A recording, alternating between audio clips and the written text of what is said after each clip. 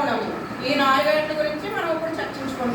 Madam గారు, ఇప్పుడు మనం ఒక గేమ్ ఆడుకుంటాం.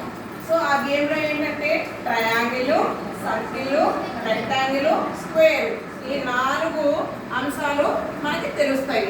సో దీంట్లో ఇక్కడ గేమ్ రూల్ ఏంటి అంటే ట్రయాంగిల్ ఎవరు పెట్టుకున్నారు? ట్రయాంగిల్ అంటే ట్రయాంగిల్ ఉన్న అమ్మాయి ఓన్లీ ట్రయాంగిల్స్ మాత్రమే తాకుతూ ఈ కార్నర్కి వచ్చేయాలి, సరేనా? తర్వాత సర్కిల్ ఎవరు పెట్టుకున్నారు?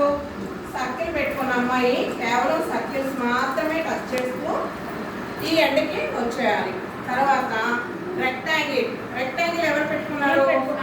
Very good. ఆ రెక్టాంగిల్ పెట్టుకున్న అమ్మాయి ఓన్లీ రెక్టాంగిల్స్ మాత్రమే టచ్ చేస్తా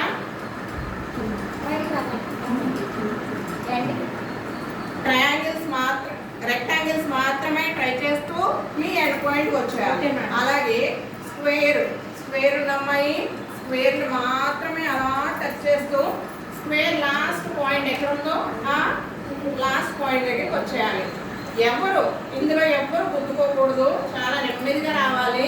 ఒక షేప్ని ఇంకొక షేప్ వాళ్ళు టచ్ చేయకూడదు.